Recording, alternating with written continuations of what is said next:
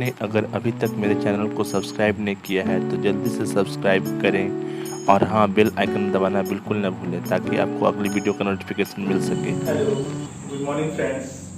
आई am Alok. एक बार मैं फिर से आप लोगों के सामने आज हम एक नए टॉपिक के साथ आप लोगों के सामने आए हैं और उस टॉपिक का नाम है नमक सत्याग्रह अथवा दांडी यात्रा या सविनय अवज्ञा आंदोलन। जैसा कि नाम से प्रतीत हो रहा है कि सविनय अवज्ञा, विनय के साथ अवज्ञा करना। इस आंदोलन के बारे में बताऊं कि यह महात्मा गांधी का दूसरा बड़ा महत्वपूर्ण आंदोलन था। इसके पहले हम लोग ने जिक्र कर दिया था इस चीज के लिए कि महात्मा गांधी का जब आगमन 1915 ईस्वी में भारत में होता है, भारतीय राजनीति में होता है, और 1920 ईस्वी में जब उनके द्वारा पहला आंदोलन किया जाता है असहयोग आंदोलन, जो एक बड़ा आंदोलन था, उसके साथ गांधी युग की शुरुआत होती है। और जब 1920 और 1922 के बीच की जो घटना चक्र होती है उससे तो आप वाकिफ ही हैं। ऐसा प्रतीत हो रहा था कि महात्मा गांधी के द्वारा चलाए गए इस आंदोलन का लक्ष्य था कि हम लोग को 12 माह में यानी कि 1 साल में हम लोग को स्वतंत्रता प्राप्त कर लेनी है। पर दुर्भाग्यवश जो उत्तर प्रदेश की घटना होती है उस घटना के बाद जो है आंदोलन को अचानक से बंद करना पड़ता है।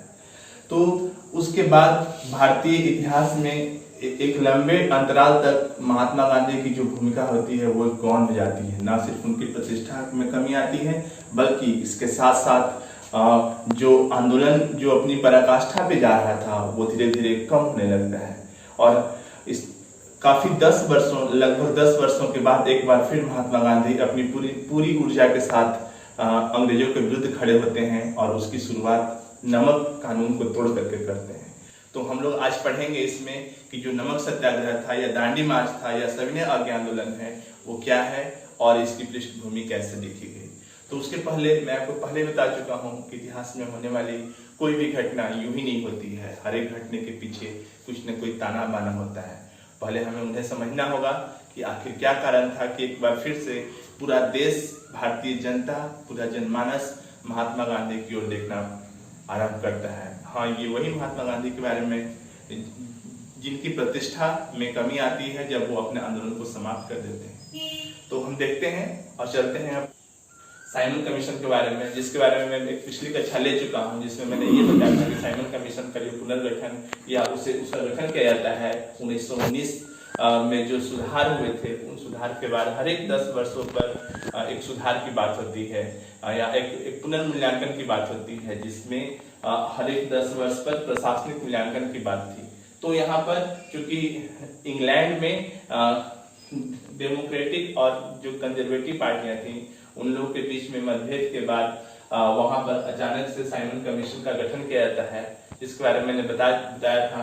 और साइमन कमीशन का जो रिपोर्ट आता है उस रिपोर्ट से भारतीय कोई खुश नहीं होते हैं, क्योंकि साइमन गो बैक का नारा लगता है। और क्यों लगता है? क्योंकि इसमें कोई भी भारतीय सदस्य शामिल नहीं होते हैं। तो उस घटना की जवाब में या साइमन कमीशन के विरोध में चूंकि वहां जब साइमन कमीशन बन रहा था तो उसके बाद भारतीयों को संविधान बनाने की चुनौती दी जाती है, जिससे नेहरू रिपोर्ट के माध्यम से मोतीलाल नेहरू के द्वारा इसे रखा जाता है। परंतु उस रिपोर्ट को ब्रिटिश सरकार एक सिरे से खारिज कर देती है। रिपोर्ट खारिज होने के बाद 1929 ईस्वी में पंडित जवाहरलाल नेहरू के द्वारा एक बार फिर से पूर्ण स्वराज या पूर्ण स्वतंत्रता की मांग को उठाया जाता है और ये घोषणा करते हैं लाहौर के अधिवेशन में कि अब हम जो आने वाला 26 जनवरी है उसमें हम लोग अपनी पूर्ण स्वतंत्रता मनाएंगे और एक सांकेतिक रूप से स्वतंत्रता मनाने का निर्णय लिया जाता है। और इन्हीं सब घटनाओं के बीच अंत में फिर एक बार सारे जो कांग्रेसी होते हैं वे महात्मा गांधी की ओर देखते हैं।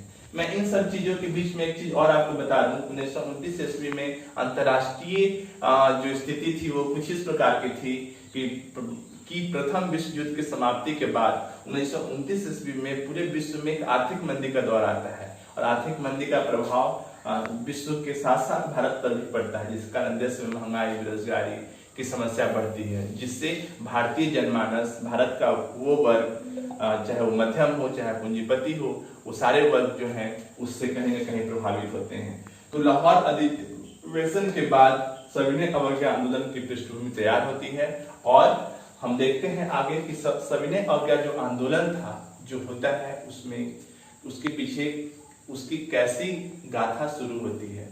तो फिर से हम चलते हैं यहाँ पे। महात्मा गांधी के द्वारा एक अखबार चलाया जाता था, उसका नाम था यंग इंडिया। क्या नाम था? Young India. और इस यंग इंडिया अखबार में उन्होंने 30 जनवरी को एक डिमांड लिखा अपने पत्र के माध्यम से, अपने समाचार पत्र के माध्यम से उन्होंने 11 सूत्रीय एक मांग लिखी और उन्होंने ये कहा कि अगर उनकी 11 सूत्रीय ये मांग पूरी नहीं होगी तो वो सविनय अवज्ञा आंदोलन करने के लिए विवश हो जाएंगे।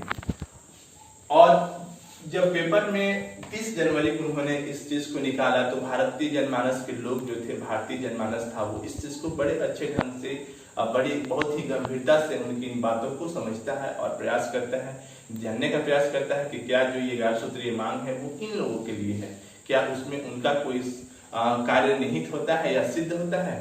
तो 11 सूत्रीय मांगों को जानने से पहले मैं एक बार और फिर पीछे चलता हूँ।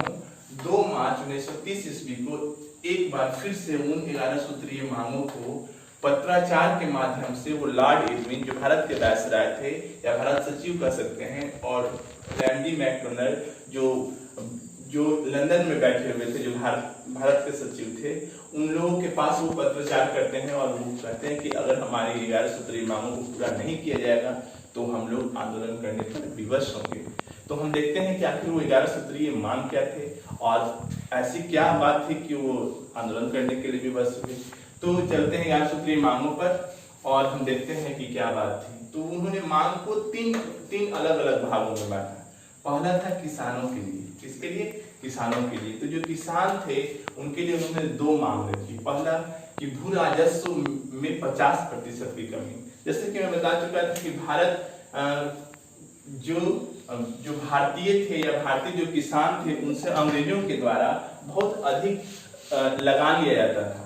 तो महात्मा गांधी का एक डिमांड था कि उनके लगान में 50% की कमी की जाए, क्योंकि लगान के कारण लोग जो है काफी त्रस्त थे। किसान अपनी जो बेसिक सुविधाएं थी उसको भी नहीं प्राप्त कर पा रहे थे या उनका गुजारा नहीं चल रहा था, इसलिए उन्होंने 50% कम करने की बात कही। और दूसरा उन्होंने क्या कहा कि नमक कर को कम किया जाए। नमक ऐसी वस्तु है, चाहे वो गरीब हो, चाहे अमीर हो, चाहे समाज का कोई भी वर्ग हो, भोजन में नमक की आवश्यकता होती है। थोड़ी सी ही, बिना नमक के स्वाद तो मुश्किल है। तो नमक पर सरकार क्या की थी? अत्यधिक टैक्स लगा दी थी और उस टैक्स को समाप्त करने या एकाधिकार को समाप्त करने के लिए उन्होंने मांग रखी। मैं आपको बता दूं कि नमक जो कर था, जो भारत के तटीय क्षेत्र थे वहां पर जो लोग थे कि ब्रिटिश सरकार जो थी वो भारतीय जो समुद्र तट थे उन तटों पर जो लोग थे उनकी आजीविका जो थी वो नमक बनाने की थी और वो नमक से अपना बना करके रोजी रोटी उनकी चलती थी। परंतु सरकार के द्वारा क्या कर दिया गया कि वो उस पर रोक लगा दिया गया। मैं आपको चीज बता दूं कि जो दक्षिण भारत के ज्यादातर क्षेत्र थे वहां पर जो लोग थे वो क्या करते थे? नमक की खेती करते थे। आपको सुनकर थोड़ा आश्चर्य होगा कि नमक की खेती, पर हाँ, नमक की खेती इसलिए कि जो खेत होते थे वो समुद्र के पानी को लाते थे और लाने के बाद उसमें छोड़ देते थे और जैसे ही वाष्पीकृत होता था उसके बाद नमक खेत में बच जाता था और उन्हीं चीजों को क्या करते थे? वो जाकर के मार्केट में बेचते थे। तो इस तरह से उनकी जो जीवन यापन चलता था। पर सरकार के द्वारा क्या किया गया? उस पर एकाधिकार कर दिया कि नहीं, नमक पर जो है ब्रिटिश सरकार ही बनाएगी। इससे भारतीय जो गरीब वर्ग था, जो ग्रामीण वर्ग था, वो काफी उसमें रोष उत्पन्न हुआ और ये बहुत ही उनके रोजी रोटी की बात थी, इसलिए लोग जो है उससे काफी प्रभावित हुए। तो ये 2 मांगे जो थे किसानों के लिए थी। सेकंड जो था वो था पूंजीपति और व्यापारियों के लिए। तो हम देखते हैं कि व्यापारियों के लिए उन्होंने क्या क्या डिमांड की थी। उन्होंने कहा था कि विदेशी आयात को कम करना। विदेशी आयात को कम करना यानी कि जो विदेशी वस्तुएं आती थी, जैसे कि विदेशी वस्त्र आते थे और भी चीजें थी, जो डेली यूज की चीजें थी जब आती थी, उनके आयात को कम करने की बात की गई थी। उन्होंने कहा था कि आयात को कम कीजिए ताकि यहाँ की जो भारतीय वस्तु हैं वो उन वस्तुओं को मार्केट में बेचा जा सके और भारतीय लोग के जीवन यापन चल सके, जो व्यापारी थे उनका अपना जीवन यापन चल सके। और क्या कहा गया था कि उन पर वो जो वस्तुएं थी उन पर टैक्स को कम करें और भारतीय उद्योग को, कुटीर उद्योग को बढ़ावा दें।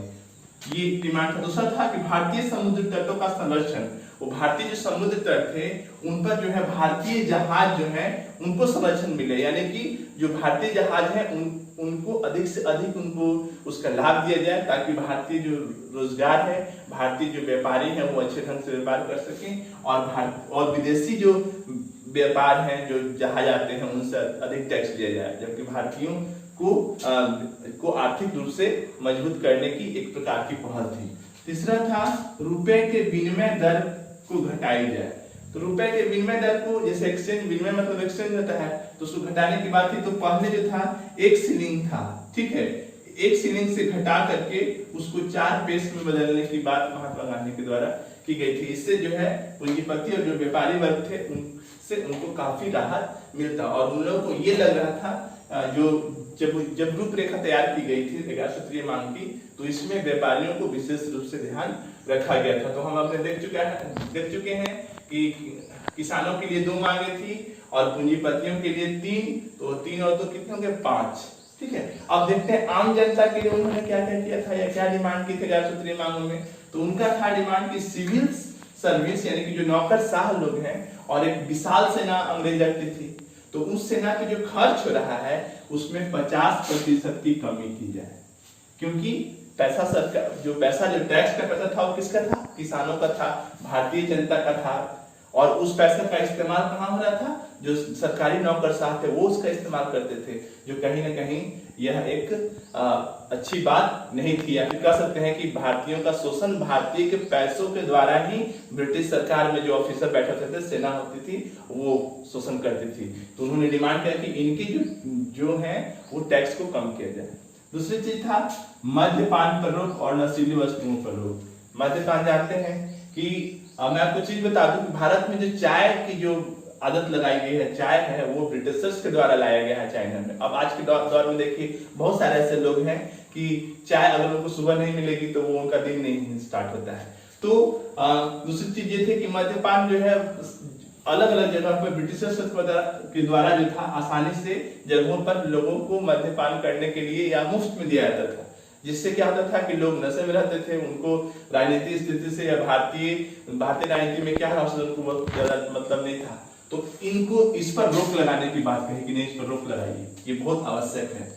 तीसरा था कि राजनीतिक बंदियों को मुक्त करने के लिए कहा, उन्होंने मांग किया था, और वो राजनीतिक बंदी जो किसी हिंसक कार्य में शामिल नहीं है उनको मुक्त किया जाए। यहाँ पर मैं एक चीज आपको बता दूं कि ठीक इसी समय, यानी कि ये मांग कब रखी गई थी, 2 मार्च को, ठीक है, रखी गई थी। और ठीक इसी समय इसके कुछ दिनों के बाद यानी कि 23 मार्च को, आप जानते होंगे कि 23 मार्च को भारत में भगत सिंह को फांसी देने की बात हो रही थी। भगत सिंह को फांसी का डेट को निर्धारित किया गया था और उनको फांसी देने की बात हो रही थी, परंतु 11 सूत्रीय मांगों में कहीं भी महात्मा गांधी के द्वारा जो है उनके फांसी को रोकने के लिए कोई डिमांड नहीं रखी गई। उन्होंने अपने मांग में सिर्फ इतना रखा कि जो लोग गैर हिंसक कार्यों में संलग्न हैं या राजनीतिक बंदी हैं उनको छोड़ा जाए, लेकिन भगत सिंह या इनके साथ 2 लोग थे, सुखदेव, राजगुरु, इन लोग के प्रति उनका कोई, तो ये काफी जो है निराश कर देने वाला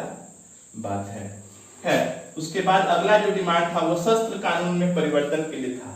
शस्त्र कानून में परिवर्तन का यहाँ मतलब है कि जो लाइसेंस रखने की परंपरा थी, बंदूक लेने के लिए कोई भी हथियार रखने की जो परंपरा थी, वो सिर्फ ब्रिटिशर्स लोग ही रखते थे। तो उसमें कहा नहीं, भारतीयों को भी आपको देना चाहिए। तो भारतीयों को देने की बात कही थी, और ये भारतीयों को मिले। तो अंग्रेज ये सोचते थे कि अगर हम इन लोग को देंगे तो इसका इस्तेमाल हम ही लोग पे करेगा। इसके चलते जो है वो इस तरह का कानून नहीं बनाया गया था, पर महात्मा गांधी के द्वारा ये कहा गया कि नहीं, आत्मरक्षा के लिए हम लोग को भी हथियार रखने की आजादी, परमिशन मिलनी चाहिए, एक डिमांड था। दूसरी चीज थी डाक आरक्षण बिल पास हो। मैं बता दूं कि जब ब्रिटिशर्स लोग यहाँ जो काम करते थे लोग, वहां पे जो डाक व्यवस्था थी, उस व्यवस्था में क्या था कि जब भी कोई व्यक्ति किसी को चिट्ठी भेजता था, चाहे वो कितना भी गोपनीय क्यों न हो, उसको कभी कभी लोग खोल करके पढ़ते थे कि इसमें क्या लिखा हुआ है, तो कहीं ना कहीं गोपनीयता भंग होती थी।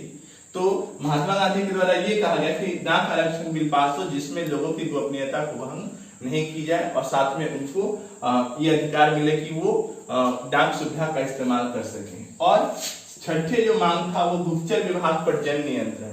गुप्तचर जो अभी सीआईडी होता है, रॉ होता है, गुप्तचर विभाग अभी भी है, तो उस समय जो गुप्तचर विभाग था उस पर जन नियंत्रण, जनता का नियंत्रण हो, यानी कि जो गुप्तचरी जो की जा रही है वो जनता के लिए हो, जनता उस पर नियंत्रण हो और उस पर सही सही न्याय हो। तो ये 11 सूत्रीय मांग उन लोगों के द्वारा रखी गई, महात्मा गांधी के द्वारा।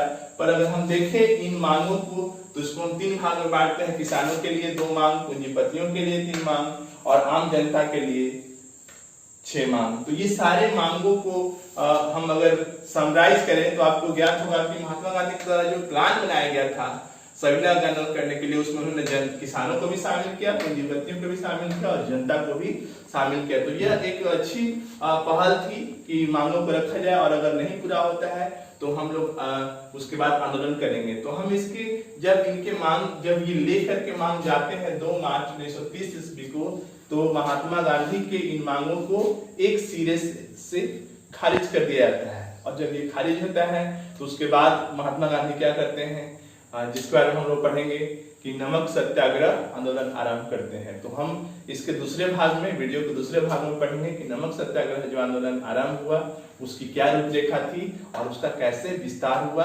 कैसे अनुयायी जो है उनके साथ साबरमती से दांडी तक गए और उस बीच में कौन कौन सी घटनाएं हुई।